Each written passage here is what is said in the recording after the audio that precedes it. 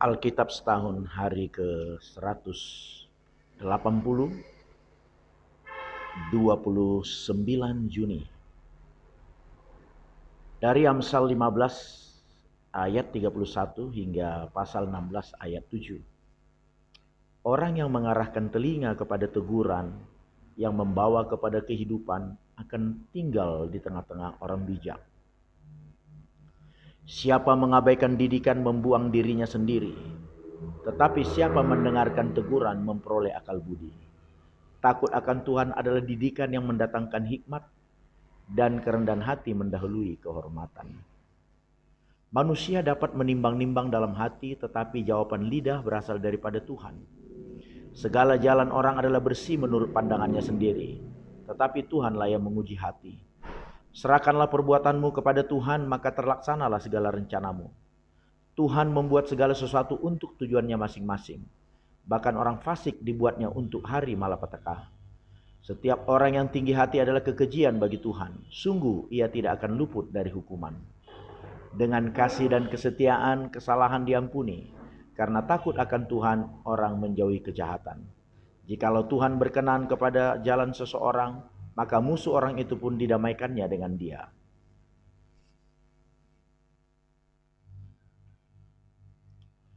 Kisah Para Rasul 19 ayat 14 hingga 40. Mereka yang melakukan hal itu ialah 7 orang anak dari seorang imam kepala Yahudi yang bernama Skewa. Tetapi roh jahat itu menjawab, Yesus aku kenal, dan Paulus aku ketahui, tetapi kamu siapakah kamu? Dan orang yang dirasuk roh jahat itu menerpa mereka dan menggagahi mereka semua dan mengalahkannya. Sehingga mereka lari dari rumah orang itu dengan telanjang dan luka-luka. Hal itu diketahui oleh seluruh penduduk Efesus, baik orang Yahudi maupun orang Yunani. Maka ketakutanlah mereka semua dan makin masyhurlah nama Tuhan Yesus. Banyak di antara mereka yang telah menjadi percaya, datang dan mengaku di muka umum bahwa mereka pernah turut melakukan perbuatan-perbuatan seperti itu. Banyak juga di antara mereka yang pernah melakukan sihir, mengumpulkan kitab-kitabnya, lalu membakarnya di depan mata semua orang. Nilai kitab-kitab itu ditaksir 50.000 uang perak. Dengan jalan ini makin bersiarlah firman Tuhan dan makin berkuasa. Kemudian daripada semuanya itu Paulus bermaksud pergi ke Yerusalem melalui Makedonia dan Akhaya. Katanya, sesudah berkunjung ke situ aku harus melihat Roma juga. Lalu ia menyuruh 2 orang pembantunya yaitu Timotius dan Erastus mendahuluinya ke Makedonia. Tetapi ia sendiri tinggal di beberapa lama lagi di Asia. Kira-kira pada waktu itu timbul huru-hara besar mengenai jalan Tuhan. Sebab ada seorang bernama Demetrius, seorang tukang perak, yang membuat kuil-kuilan Dewi Artemis dari perak. Usahanya itu mendatangkan penghasilan yang tidak sedikit bagi tukang-tukangnya. Ia mengumpulkan mereka bersama-sama dengan pekerja-pekerja lain dalam perusahaan itu dan berkata, saudara-saudara, kamu tahu bahwa kemakmuran kita adalah hasil perusahaan ini. Sekarang kamu sendiri melihat dan mendengar bagaimana Paulus bukan saja di Efesus, tetapi juga hampir di seluruh Asia telah membujuk dan menyesatkan banyak orang dengan mengatakan bahwa apa yang dibuat oleh tangan manusia bukanlah dewa. Dengan jalan demikian bukan saja perusahaan kita berada dalam bahaya untuk dihina orang, tetapi juga kuil Artemis, dewi besar itu, berada dalam bahaya akan kehilangan artinya. Dan Artemis sendiri, Artemis yang disembah dan oleh seluruh Asia dan seluruh dunia yang beradab akan kehilangan kebesarannya. Mendengar itu meluaplah amarah mereka, lalu mereka berteriak-teriak katanya, besarlah Artemis dewi orang Efesus. Seluruh kota menjadi kacau dan mereka ramai-ramai membanjiri gedung kesenian serta menyeret Gaius dan Aristarkus, keduanya orang Makedonia dan teman seperjalanan Paulus. Paulus mau pergi ke tengah-tengah rakyat itu, tetapi murid-muridnya tidak mengizinkannya. Bahkan beberapa pembesar yang berasal dari Asia yang bersahabat dengan Paulus mengirim peringatan kepadanya supaya ia jangan masuk ke gedung kesenian itu. Sementara itu orang yang berkumpul di dalam gedung itu berteriak-teriak, yang seorang mengatakan ini dan yang lain mengatakan itu. Sebab kumpulan itu kacau balau dan kebanyakan dari mereka tidak tahu untuk apa mereka berkumpul. Lalu seorang bernama Alexander didorong ke depan oleh orang-orang Yahudi. Ia mendapat keterangan dari orang banyak tentang apa yang terjadi. Segera ia memberi isyarat dengan tangannya dan mau memberi penjelasan sebagai pembelaan di depan rakyat itu. Tetapi ketika mereka tahu bahwa ia adalah orang Yahudi, berteriaklah mereka bersama-sama, kira-kira 2 jam lamanya. Besarlah Artemis, dewi orang Efesus. Akan tetapi panitera kota menenangkan orang banyak itu dan berkata, "Hai orang Efesus, siapakah di dunia ini yang tidak tahu bahwa kota Efesuslah yang memelihara baik kuil Dewi Artemis yang maha besar maupun patungnya yang turun dari langit. Hal itu tidak dapat dibantah, karena itu hendaklah tenang. Kamu tenang dan janganlah terburu-buru bertindak. Sebab kamu telah membawa orang-orang ini ke sini walaupun mereka tidak merampok kuil Dewi kita dan tidak menghujat namanya. Jadi jika Demetrius dan tukang-tukangnya ada pengaduannya terhadap seseorang, bukankah ada sidang-sidang pengadilan dan ada gubernur? Jadi hendaklah kedua belah pihak mengajukan dakwaannya ke situ. Dan jika ada sesuatu yang lain yang kamu kehendaki, baiklah kehendakmu itu diselesaikan dalam sidang rakyat yang sah. Sebab kita berada dalam bahaya akan dituduh bahwa kita menimbulkan huru-hara pada hari ini. Karena tidak ada alasan yang dapat kita kemukakan untuk membenarkan kumpulan yang kacau balau ini. Dan dengan kata-kata itu ia membubarkan kumpulan rakyat itu. 1 Raja-Raja 22. 3 tahun lamanya orang tinggal aman dengan tidak ada perang antara Aram dan Israel. Pada tahun yang ketiga pergilah Yosafat Raja Yehuda kepada Raja Israel. Berkatalah Raja Israel kepada pegawai-pegawainya, "Tahukah kamu bahwa Ramot Gilead sebenarnya milik kita? Tetapi kita tinggal diam saja dan tidak merebutnya dari tangan negeri Aram." Lalu katanya kepada Yosafat, "Maukah engkau pergi bersama-sama aku untuk memerangi Ramot Gilead?" Jawab Yosafat kepada Raja Israel, "Kita sama-sama, aku dan engkau, rakyatku dan rakyatmu, kudaku dan kudamu." Tetapi Yosafat berkata kepada Raja Israel, "Baiklah, tanyakan dahulu firman Tuhan." Lalu Raja Israel mengumpulkan para nabi, kira-kira 400 orang banyaknya. Kemudian bertanyalah ia kepada mereka, "Apakah aku boleh pergi berperang melawan Ramot Gilead, atau aku membatalkannya?" Jawab mereka, "Majulah, Tuhan akan menyerahkannya ke dalam tangan raja." Tetapi Yosafat bertanya, "Tidak adakah lagi di sini seorang nabi Tuhan, supaya dengan perantaranya kita dapat meminta petunjuk?" Jawab Raja Israel kepada Yosafat, "Masih ada seorang lagi yang dengan perantaranya dapat diminta petunjuk Tuhan. Tetapi aku membenci dia, sebab tidak pernah ia menubuatkan yang baik tentang aku, melainkan malapetaka. Orang itu ialah Mika bin Yimla." Kata Yosafat, "Janganlah raja berkata demikian." Kemudian Raja Israel memanggil seorang pegawai istana, katanya, "Jemputlah Mika bin Yimla dengan segera." Sementara Raja Israel dan Yosafat Raja Yehuda duduk masing-masing di atas tahtanya dengan pakaian kebesaran di suatu tempat pengirikan di depan pintu gerbang Samaria, sedang semua nabi itu bernubuat di depan mereka. Maka Zedekiah bin Kenaana membuat tanduk-tanduk besi, lalu katanya, "Beginilah firman Tuhan, dengan ini engkau akan menandu Aram sampai engkau menghabiskan mereka." Juga semua nabi itu bernubuat demikian, katanya, "Majulah ke Ramot Gilead dan engkau akan beruntung. Tuhan akan menyerahkannya ke dalam tangan raja." Suruhan yang pergi memanggil Mika itu berkata kepadanya, "Ketahuilah, nabi-nabi itu sudah sepakat meramalkan yang baik bagi raja.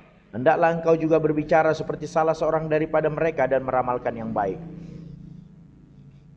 Tetapi Mika menjawab, "Demi Tuhan yang hidup, sesungguhnya apa yang akan difirmankan Tuhan kepadaku, itulah yang akan kukatakan." Setelah ia sampai kepada raja, bertanyalah raja kepadanya, "Mika, apakah kami boleh pergi berperang melawan Ramot Gilead, atau kami membatalkannya?" Jawabnya kepadanya, "Majulah dan engkau akan beruntung, sebab Tuhan akan menyerahkannya ke dalam tangan raja." Tetapi raja berkata kepadanya, "Sampai berapa kali aku menyuruh engkau bersumpah, supaya engkau mengatakan kepadaku tidak lain dari kebenaran demi nama Tuhan?" Lalu jawabnya, "Telah kulihat seluruh Israel bercerai-berai di gunung seperti domba-domba yang tidak mempunyai gembala. Sebab itu Tuhan berfirman, mereka ini tidak punya Tuhan. Baiklah masing-masing pulang ke rumahnya dengan selamat." Kemudian Raja Israel berkata kepada Yosafat, "Bukankah telah kukatakan kepadamu, tidak pernah ia menubuatkan yang baik tentang aku, melainkan hanya malapetaka?" Kata Mika, "Sebab itu dengarkanlah firman Tuhan, aku telah melihat Tuhan sedang duduk di antara tahtanya, dan segenap tentara sorga berdiri di dekatnya, di sebelah kanannya dan di sebelah kirinya. Dan Tuhan berfirman, siapakah yang akan membujuk Ahab untuk maju berperang, supaya ia tewas di Ramot Gilead? Maka seorang yang berkata begini, yang lain berkata begitu. Kemudian tampillah suatu roh, lalu berdiri di hadapan Tuhan. Ia berkata, aku ini akan membujuknya. Tuhan bertanya kepadanya, dengan apa? Jawabnya, aku akan keluar dan menjadi roh dusta dengan mulut semua nabinya. Ia berfirman, biarlah engkau membujuknya dan engkau akan berhasil pula. Keluarlah dan perbuatlah demikian. Karena itu sesungguhnya Tuhan telah menaruh roh dusta ke dalam mulut semua nabimu ini. Sebab Tuhan telah menetapkan untuk menimpakan malapetaka kepadamu. Sesudah itu tampillah Zedekiah bin Kenaanah. Ditamparnyalah pipi Mika serta berkata, mana boleh roh Tuhan pindah daripadaku untuk berbicara kepadamu. Tetapi Mika menjawab, sesungguhnya engkau akan melihatnya pada hari engkau lari dari satu kamar ke kamar yang lain untuk menyembunyikan diri. Berkatalah Raja Israel, tangkaplah Mika, bawa dia kembali kepada Amon, penguasa kota, dan kepada Yoas anak raja. Dan katakan, beginilah titah raja, masuklah orang ini dalam penjara dan beri dia makan roti dan minum air, serba sedikit, sampai aku pulang dengan selamat. Tetapi jawab Milka, jika benar-benar engkau pulang dengan selamat, tentulah Tuhan tidak berfirman dengan perantaraanku. Lalu disambungnya, dengarlah hai bangsa-bangsa sekalian. Sesudah itu majulah Raja Israel dengan Yosafat, Raja Yehuda ke Ramot Gilead. Raja Israel berkata kepada Yosafat, aku akan menyamar dan masuk pertempuran, tetapi engkau pakailah pakaian kebesaranmu. Lalu menyamarlah Raja Israel, kemudian masuk ke pertempuran. Adapun Raja negeri Aram telah memberi perintah kepada para panglima pasukan keretanya, 32 orang banyaknya. Demikian, janganlah kamu berperang melawan sembarang orang, melainkan melawan Raja Israel saja. Segera sesudah para panglima pasukan kereta itu melihat Yosafat, mereka berkata, itu pasti Raja Israel. Lalu majulah mereka untuk menyerang dia, tetapi Yosafat berteriak. Segera sesudah Raja panglima pasukan kereta itu melihat bahwa dia bukanlah Raja Israel, maka mundurlah mereka daripadanya. Tetapi seseorang menarik panahnya dan menembak dengan sembarangan saja dan mengenai Raja Israel di antara sambungan baju jirahnya. Kemudian ia berkata kepada pengemudi keretanya, putar, bawa aku keluar dari pertempuran sebab aku sudah luka. Tetapi pertempuran itu bertambah seru pada hari itu, dan raja tetap ditopang berdiri di dalam kereta berhadapan dengan orang Aram itu, sampai ia mati pada waktu petang. Darahnya mengalir dari lukanya ke dalam palung kereta. Kira-kira pada waktu matahari terbenam, terdengarlah teriakan di sepanjang barisan tentara itu. Masing-masing ke kotanya, masing-masing ke negerinya, raja sudah mati. Maka pulanglah mereka ke Samaria, lalu mereka menguburkan raja di Samaria. Ketika kereta itu dicuci di tepi telaga Samaria, maka darah raja dijilat anjing. Sedang perempuan-perempuan sundal mandi di tempat itu, sesuai dengan firman Tuhan yang telah diucapkannya. Selebihnya dari riwayat Ahab dan segala yang dilakukannya, serta istana gading dan segala kota yang didirikannya, bukankah semuanya itu tertulis dalam kitab sejarah raja-raja Israel? Demikianlah Ahab mendapat perhentian bersama-sama dengan nenek moyangnya, maka Ahazia anaknya menjadi raja menggantikan dia. Yosafat anak Asa menjadi raja atas Yehuda dalam tahun keempat zaman Ahab raja Israel.